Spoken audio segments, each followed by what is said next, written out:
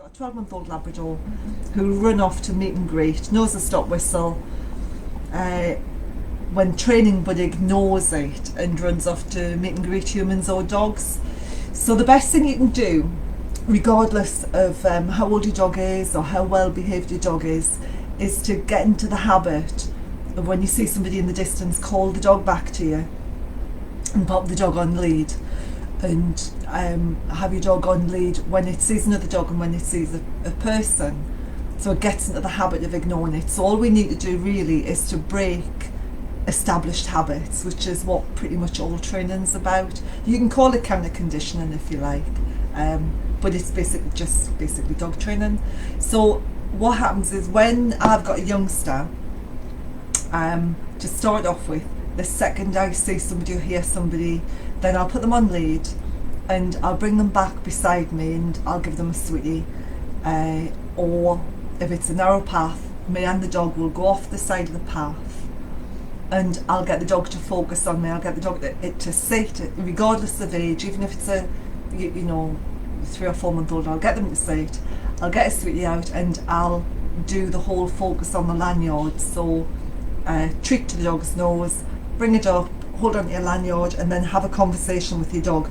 If your dog starts looking around, just put the treat to the dog's nose, so get the dog's nose working for you, and then bring your hand up again. When you get eye contact, just talk to the dog. Don't expect too much, a couple of seconds at a time, and then get the dog's focus back on you. So that's how I would start with a youngster whenever I saw the dog.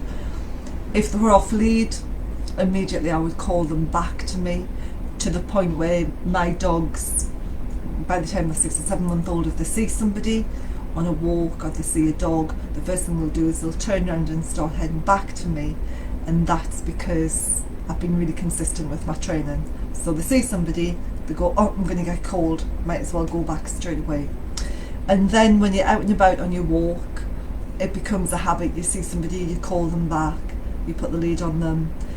When you are walking past a person with a dog, if you go dog, handler, dog, and that way you're curving around the dogs as they come in, you've got less chance of the dog lunging at the other dog or running off to see them or pulling you towards them, because you've then got the barrier of 2 people between the dogs, which is great. So I would have the dog walk nice at the heel, either with a sweetie to start off with to get them into the habit of it, or I would move off to one side and let the other person go past. If you find that you haven't got that level of control, so even if the dog sees somebody in the distance and they're taken off, then it's time to put your dog back onto a long line, because really you need to make sure your dog's under control at all times, and it's actually the law as well. So people think, the Dog Control Act, which is your dog must be under control at all times. People think, oh, it must be a really badly behaved, out of control dog in order to get, if you like, an ASBO against it. But it doesn't actually. A dog that hasn't got a recall is a dog that's out of control. A dog that's on the lead, lunging at people, is a dog out of control. And so we have to be really careful. If you're struggling with your recall, whether it's when people are around or a dog's around, you can always jump onto the Pet Gun Dog page on the website and sign up to the newsletter. By signing up, you'll get a free recall training program. It's a 6 weeks program. It is all in the Pet Gun Dog, and so all I did is I took the recall training routine and I condensed it into a couple of pages. So if you're the type of person who likes everything in one place, then you might want to sign up to the newsletter and then get a free copy of the 6 week recall training program. And I would just work on that. So work on your recall all of the time, and remember, when you're out and about with your dog, call them back even when you're not putting the lead on. Call them back, have a play with them, give them a sweetie, put the lead on them, go a couple of paces, take the lead off them, let them have a bit of play.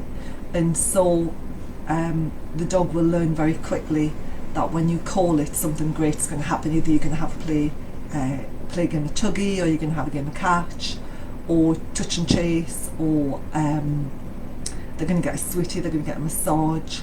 They're not necessarily going to come back to you to get their lead on and go home. And then when you come across another dog, or you come across a person and you call them, all of a sudden you're more interested and more important than anybody you can meet on a walk.